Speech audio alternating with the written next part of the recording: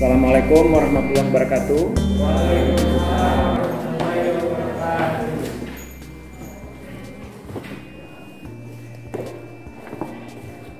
Jadi Bapak absen dulu ya.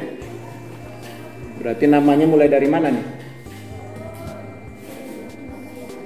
Dari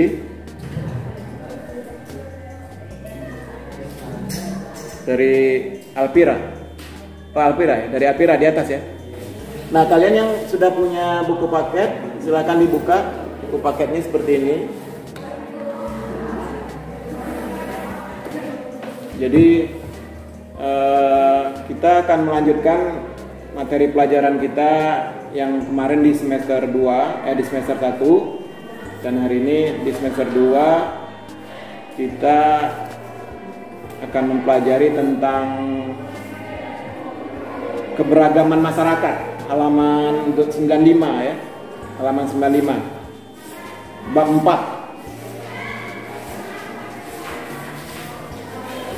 Keberagaman masyarakat Indonesia dalam bingkai Bhinneka Tunggal Ika ya. Tuliskan di buku catatan kalian ya. Bab 4 ya.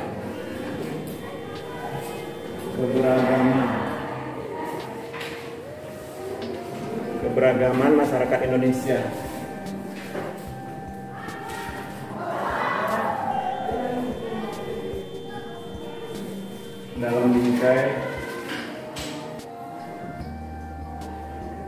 Dalam bingkai Bhinneka Tunggal Ika.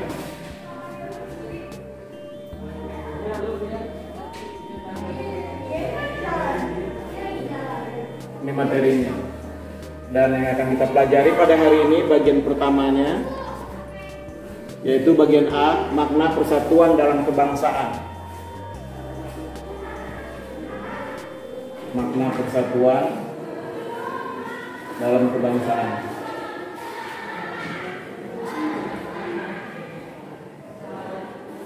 Makna persatuan dalam kebangsaan. Jadi materi bab 4 ini akan membicarakan tentang masyarakat Indonesia ya, yang beragam, penuh dengan perbedaan-perbedaan, keberagaman ya, baik sukunya, agamanya, rasnya, bahkan golongan-golongan dalam masyarakat itu juga berbeda-beda ya. Kemudian nanti kita akan singgung tentang makna persatuan. Jadi betapa pentingnya persatuan bagi bangsa Indonesia, karena keberagaman itu tidak hanya menjadi modal sebagai sumber kekuatan, tapi juga bisa menjadi suatu kelemahan ya. Bisa menjadi sumber perpecahan ya. Perbedaan suku, agama, apalagi kan hal-hal yang sensitif lah kan, apalagi ras ya. Jadi kalau suku itu kan berarti suku-suku yang ada di masyarakat kita, seperti suku Sunda kalau di Jawa Barat ya. Suku Batak di Sumatera Utara, suku suku Toraja ya, suku Madura dan lain sebagainya ya. Suku Minang dan lain-lain. Nah itu masing-masing itu berbeda-beda budayanya. Dan setiap hari ketemu dengan kita. Setiap hari kita bergaul dengan berbagai macam suku itu. Bahasanya berbeda ya. Adat istiadatnya juga berbeda. Nah itu keseharian kita di dalam masyarakat Indonesia. Kemudian ditambah lagi, di dalam suku-suku itu pun terdapat perbedaan-perbedaan agama. Ada yang menganut agama Islam, ada yang menganut agama Kristen, agama Hindu, agama Buddha, ya, agama Konghucu, ya. Kristen ada Protestan dan Katolik. Jadi masing-masing berbeda-beda itu. Ibadah-ibadah mereka, keyakinan mereka, ya. Ritual keagamaannya semua berbeda-beda gitu ya. Jadi kita bayangkan kita hidup sebagai bangsa Indonesia dalam masyarakat yang berbeda-beda semuanya. itu kalau nggak kuat-kuat itu dan nggak tinggi kesadarannya, bisa nggak lama itu sebenarnya ya, bisa pecah ya, bisa bercerai-berai. Nah, tetapi karena kita memahami makna persatuan, kita sadari betapa pentingnya persatuan, makanya sampai hari ini bangsa kita masih utuh ya, dengan semboyan Bhinneka Tunggal Ika. Artinya apa? Berbeda-beda tetapi tetap satu. Bhinneka Tunggal Ika. Bhinneka berbeda-beda, Tunggal Ika, tapi tetap satu ya. Ika kan satu ya. Ika satu ya. Jadi kita diikat oleh bingkai. Jadi seperti bingkai foto gitu, seperti ini. Kita diikat. Bingkai itu adalah Bhinneka Tunggal Ika dan kita adalah gambarnya. Gambar itu adalah kita. Gambaran yang penuh dengan perbedaan-perbedaan, sangat majemuk gitu ya. Jadi kalau kita tidak memiliki kesadaran yang tinggi akan pentingnya persatuan, barangkali negara dengan karakter seperti itu cenderung untuk terpecah belah ya, menjadi negara-negara kecil, masing-masing membentuk negara sendiri, memisahkan diri dengan kesatuannya gitu. Itu kita harus bersyukur kehadirat Allah, karena dengan pertolongannya kita memiliki kesadaran persatuan itu ya. Karena kan dalam kehidupan bangsa di dunia ini kan kita menyaksikan ada juga bangsa-bangsa yang sudah hilang karena terpecah belah menjadi negara-negara kecil ya. Ada yang tahu nggak negara mana yang dulu sangat kita kenal hebat gitu ya, misalnya seperti negara apa? Dulu pernah kita dengar nama Uni Soviet misalnya. Nah, negara Uni Soviet ya. Sekarang ada negara Uni Soviet? Udah nggak ada ya. Mereka udah pecah-pecah menjadi negara-negara kecil, banyak banget ya. Yang terbesarnya adalah negara mana? Rusia, itu yang terbesarnya. Rusia. Pecahannya banyak, negara-negara yang kita sebut sebagai negara Eropa Timur. Dan itu mereka pecah gara-gara apa itu? Gara-gara perbedaan-perbedaan tadi. Jadi mereka nggak kuat menghadapi perbedaan-perbedaan itu, sampai akhirnya terjadi perang saudara, perang sesama bangsa ya. Dan akhirnya ditunggangi oleh kekuatan-kekuatan lain, mereka akhirnya berpisah menjadi negara-negara sendiri ya. Dan itu tentu saja tidak kita harapkan terjadi pada bangsa dan negara kita ya. Jangan sampai karena perbedaan suku, bahasa ya. Kayak Bapak kan suku Minang ya. Kalian ada yang suku Sunda, ada yang suku apa lagi, Jawa ada? Ada suku Jawa? Ada suku mana lagi? Suku Batak ada? Ada? Nah, suku mana lagi coba? Sebutkan yang belum Bapak sebutkan. Jangan malu kita dengan suku kita, biasa aja gitu kan. Karena memang itu adalah apa istilahnya, karunia dari Allah ya. Jadi bangsa Indonesia diciptakan Allah itu seperti itu. Tidak satu suku aja. Tidak menjadi suku Sunda semuanya, dari Sabang sampai Merauke suku Sunda semua enggak. Tapi ada suku-suku lainnya ya. Gitu. Berarti ada berapa suku di sini? Sunda pasti ada ya. Jawa ada? Ada. Minang ada, Bapak sendiri. Kemudian Batak ada? Ada. Betawi ada? Ada Betawi? Ada. Ada 5 kan? Ada yang belum Bapak sebutkan? Suku mana? Suku Dayak ada? Benar? Enggak lah ya. Kalau benar nggak apa-apa, ngapain ketawa? Suku Dayak itu kan kalau kita lihat lokasi dia ada di mana? Kalau dari lokasi kan dia di Kalimantan. Kayak suku Sunda lokasi di mana? Jawa Barat. Tapi Jawa Barat itu kan Indonesia. Bisa saja datang suku lain di situ kan? Bisa datang suku Dayak, bisa datang suku Minang dan lain sebagainya. Jadi Indonesia itu dari Sabang sampai Merauke, Pulau Sumatera, Pulau Jawa, Pulau Kalimantan, Pulau Sulawesi, Pulau apa lagi? Nusa Tenggara kan, Pulau Nusa Tenggara, Pulau Maluku, Pulau Papua kan. Pulau mana yang belum Bapak sebutkan? Yang besar-besar kan itu ya. Mulai dari Sumatera, Jawa, di atasnya Kalimantan, Sulawesi, Pulau Maluku, Papua, terus Pulauan Nusa Tenggara, ada Nusa Tenggara Barat, Nusa Tenggara Timur, itulah Indonesia kan, dengan lautnya yang begitu luas, ya. Kita bandingkan dengan negara-negara lain, ASEAN gitu ya, kayak Singapura misalnya, kecil pulaunya, itu pun dia bangga dengan apa dia punya kan, bahkan dia termasuk menjadi negara yang tergolong maju ya, negara maju gitu. Jadi kita bayangin ukuran dia dengan ukuran kita kayak sama semut kan, gitu ya. Nah, tapi kita nggak harus bangga dengan besarnya wilayah, tapi kita harus bangga dengan kualitas diri kita, kualitas SDM kita gitu. Dan satu hal yang perlu kita banggakan dari bangsa kita adalah sampai hari ini masih mempertahankan persatuannya, Bhinneka Tunggal Ika. Jadi kita menghilangkan ego-ego kesukuan kita, ego-ego keagamaan kita, ya. Yang Islam, yang Kristen, ya, yang Hindu, yang Buddha, yang Konghucu, ya, yang Katolik, ya. Masih bisa mengendalikan keegoannya. Gitu. Apalagi kita yang mayoritas kan, yang Islam kan, benar kan?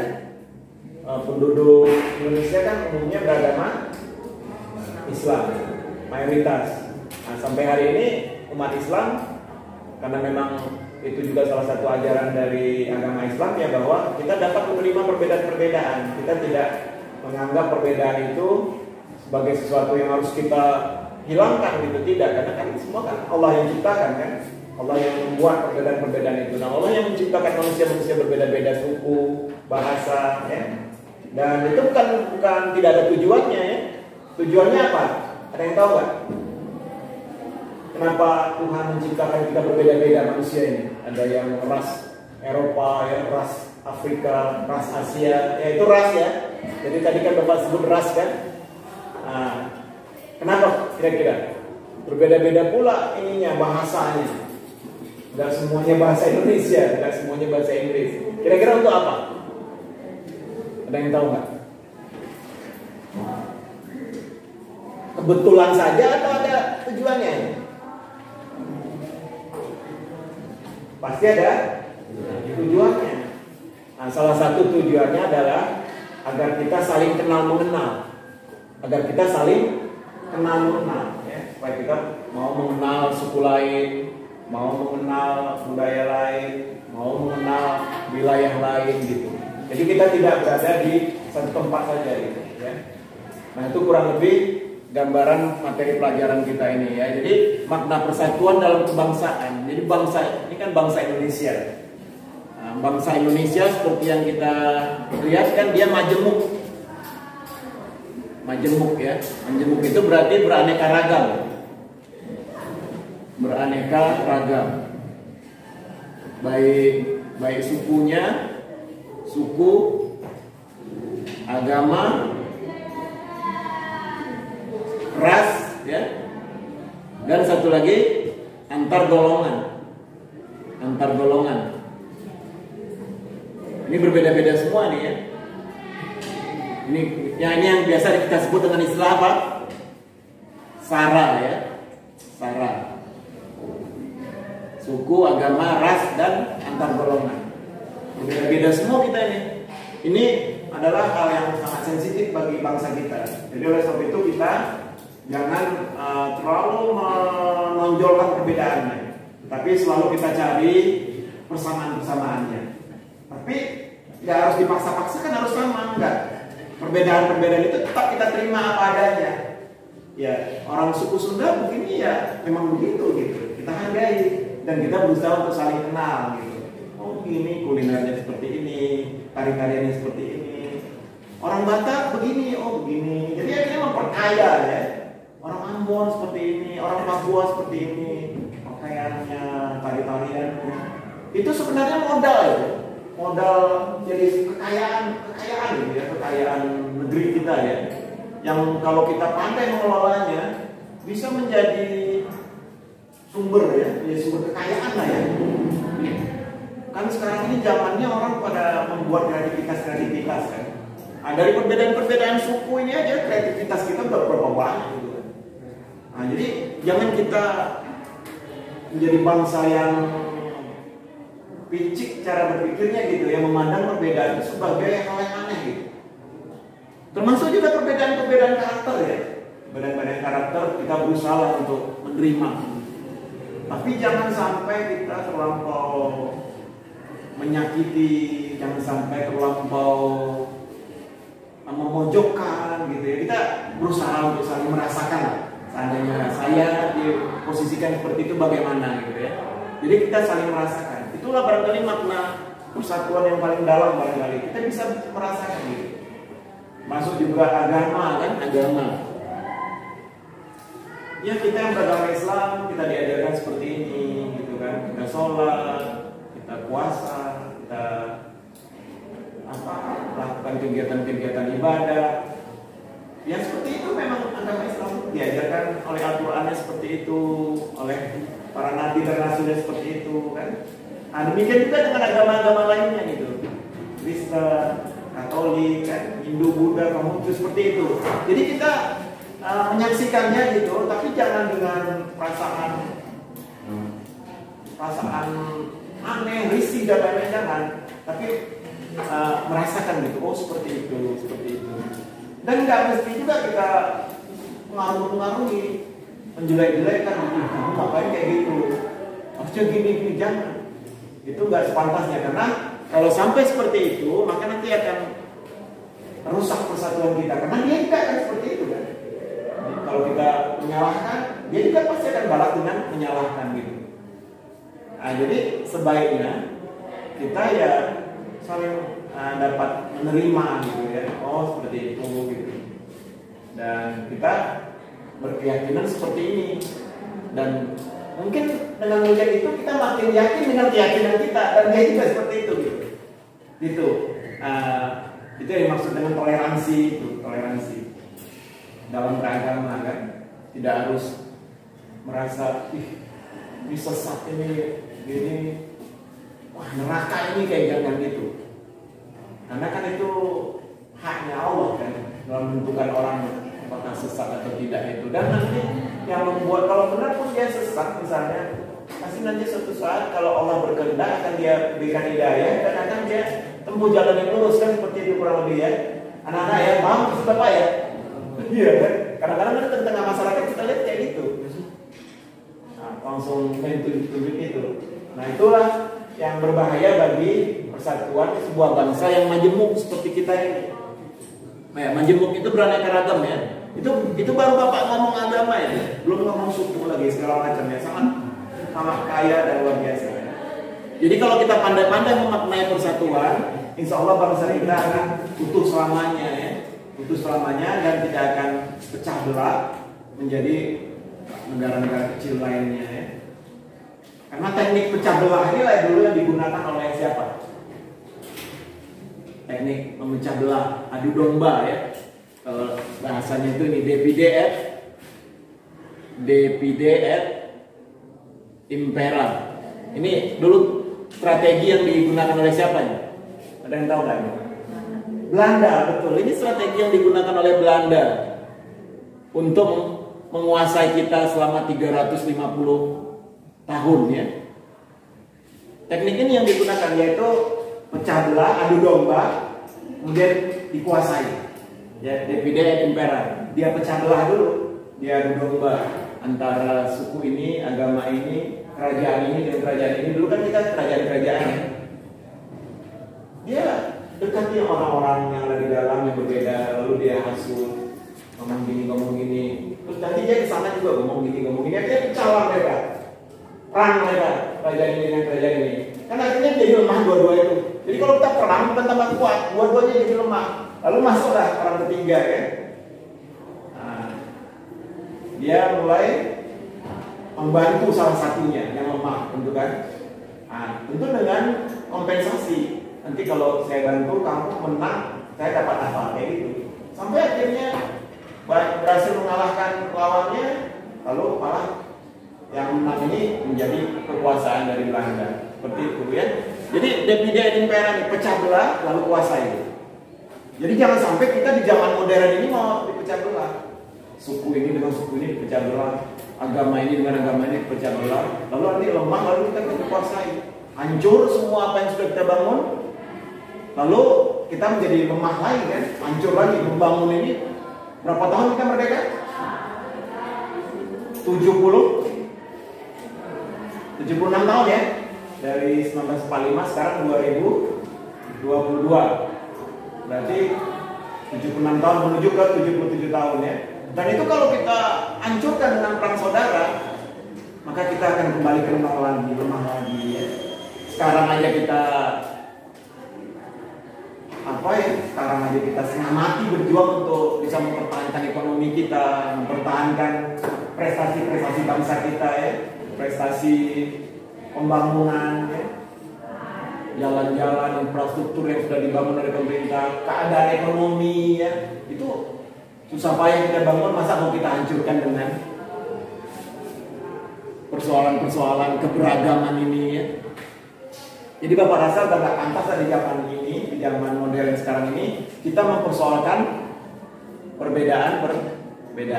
Malahan kita harus mencari persamaan-persamaannya untuk bekerja sama dan menyusun kekuatan, sehingga kita menjadi kekuatan yang besar, menjadi bangsa yang hebat, bangsa yang maju gitu ya. Kita lihat ada bangsa-bangsa lain ya. Kita mah ketinggalan banget kan, masih ketinggalan lah ya dengan negara tetangga seperti Singapura, dengan Malaysia aja pun kita masih ya ada beberapa hal kita tertinggal ya. Bahkan dengan Vietnam yang dulunya di bawah kita, apalagi dengan negara-negara Eropa ya. Jadi oleh sebab itu kita sebagai generasi muda kalian para pelajar ini harus berpikirnya maju. Harus tetap mempertahankan persatuan ini dan mengupayakan agar segala perbedaan-perbedaan itu jangan menjadi unsur lemah ya, tapi menjadi unsur kekuatan ya, untuk maju bisa mengejar ketertinggalan dengan bangsa-bangsa lainnya ya. Teman-teman kalian yang ada di negara-negara lain ya, di Eropa, di Amerika, di Australia ya, itu kan banyak yang sebaya-sebaya dengan kalian. Mereka juga sedang belajar sekarang kan. Sama seperti kalian juga. Jadi kalian jangan mau ketinggalan dengan mereka gitu ya. Nah itu anak-anak sekalian inti dari materi pelajaran kita di bab 4 ini ya. Nah untuk lebih jelasnya mari sama-sama kita baca ya, supaya dapat dipahami beberapa pengertian di sini. Makna persatuan dan kebangsaannya. Itu ada gambar di halaman 96, coba lihat. Itu gambar beraneka ragam komponen bangsa ya, mulai dari warga sipil sampai militer ya, dari golongan agama ya, ada budaya, mereka saling berbaris, saling memegang tangannya ya, saling berpegangan tangan, menunjukkan apa ini? Persatuan dalam keberagaman ya. Pernyataan sikap bersama dalam rangka persatuan dalam keberagaman ya. Oke, coba Bapak persilakan Apriana ya. Coba baca dulu. Dari persatuan aja. Dengarkan yang lainnya ya.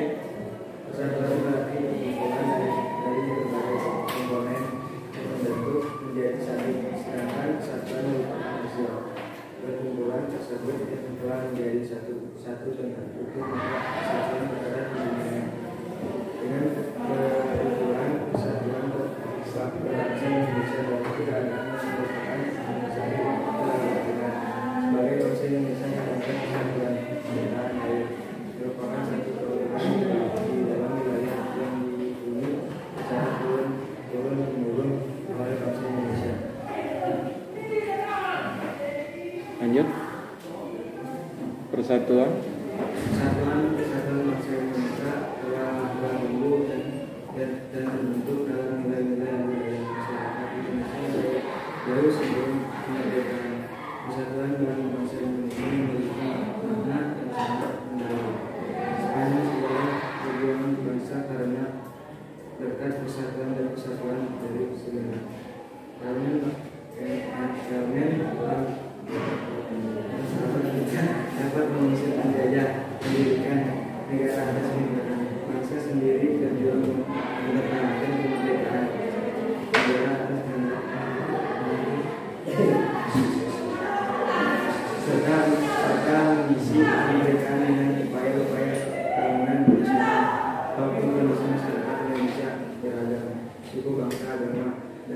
budaya dan adat istiadat. Ini dapat merupakan dua dasar bangsa Indonesia bahwa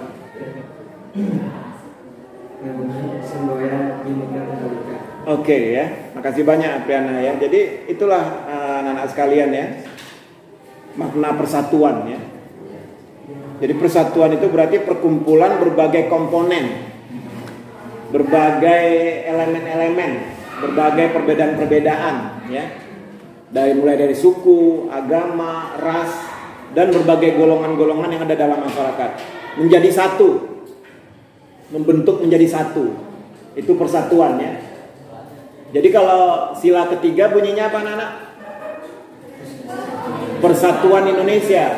Nah, berarti kalau persatuan Indonesia berarti segala komponen yang ada di Indonesia ini, suku, agama, ras, antar golongan itu menjadi satu, ya, membentuk menjadi satu. Itulah yang disebut dengan persatuan Indonesia, ya. Itu artinya ya. Sedangkan kesatuan merupakan hasil perkumpulan tersebut yang telah menjadi satu dan utuh. Jadi kalau persatuan tadi berbagai perbedaan menjadi satu, nah sedangkan kesatuan hasil dari perkumpulan yang berbeda-beda tadi menjadi satu dan utuh. Jadi dia udah utuh, itu disebut kesatuan. Ya, jadi ada sedikit perbedaan antara persatuan dan kesatuan. Tapi kan sering kita satukan aja ya, persatuan dan kesatuan. Jadi kalau persatuan itu berarti berbagai perbedaan-bedaan menjadi satu, dan sedangkan kesatuan itu adalah hasil dari perkumpulan itu yang menjadi satu dan utuh. Hasilnya berarti ya, hasilnya. Jadi kesatuan itu erat hubungannya dengan keutuhan. Jadi kalau sudah utuh itu namanya kesatuan. Ya, itu yang dibaca oleh Apriana tadi ya. Sedangkan kesatuan bertanah air merupakan satu keutuhan di dalam wilayah yang dihuni secara turun-temurun oleh bangsa Indonesia. Jadi bangsa Indonesia ini melalui persatuan Indonesia kita menjadi satu, dan hasilnya adalah Indonesia yang utuh. Seperti sekarang ini dari Sabang sampai Merauke, kesatuan itu ya. Jadi persatuan dan kesatuan. Dan syukurnya persatuan dan kesatuan bangsa Indonesia itu telah tumbuh dan terbentuk dalam nilai-nilai budaya masyarakat Indonesia ya. Jadi kita dari zaman dahulu, sebelum kita dijajah oleh para penjajah, sebenarnya kita ini udah biasa hidup dalam persatuan ya. Kita pahami dulu pada masa kerajaan-kerajaan itu beraneka ragam kerajaan-kerajaan yang ada pada waktu itu, mereka hidup akur satu sama lainnya. Bahkan pada masa itu kan yang berkembang adalah agama Hindu dan agama Buddha ya. Itu berbaur itu, agama Hindu dan agama Buddha. Termasuk juga yang belum beragama ya. Mereka hidup rukun. Dan itu semua terpecah belah akhirnya sejak datangnya penjajahan ya. Jadi kalian udah paham ya dengan materi pertama kita ini ya, yaitu tentang makna persatuan dalam kebangsaan ya. Nah sekarang untuk mengakhiri pertemuan kita hari ini, Bapak berikan tugas ya. Silakan dicatat tugasnya. Nanti juga akan Bapak share di videonya nanti. Dan bisa kalian jawab langsung di komentar video. Tugas pertamanya yaitu 1. Jelaskan pengertian persatuan Indonesia.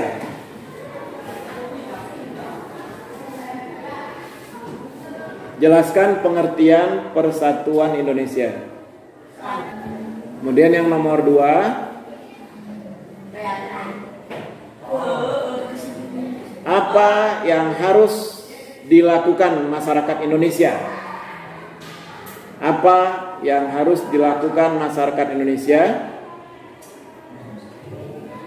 Apa yang harus dilakukan masyarakat Indonesia untuk mewujudkan persatuan dalam keragaman? Udah jelas pertanyaannya? Coba silakan dibaca sekali lagi supaya takutnya ada yang salah ya. Nomor 1 dan 2 ya. Nomor 1, jelaskan pengertian Persatuan Indonesia. Ya. Nomor 2, apa yang harus dilakukan masyarakat Indonesia untuk mewujudkan persatuan dalam beragama. Ya, jelas pertanyaannya ya. Nah, dengan demikian selesai pertemuan kita yang pertama hari ini. Bapak harapkan kalian langsung mengerjakan tugasnya, juga langsung kirim ke komentar videonya ya. Dan jangan ditunda-tunda ya. Karena kan kita lihat kemarin itu pas bagi raport, ada yang nggak dapat raport karena tugasnya belum beres kan. Jadi sekarang strategi kita langsung bereskan tugas yang ada hari itu juga gitu ya. Baik ya, terima kasih. Assalamualaikum warahmatullahi wabarakatuh.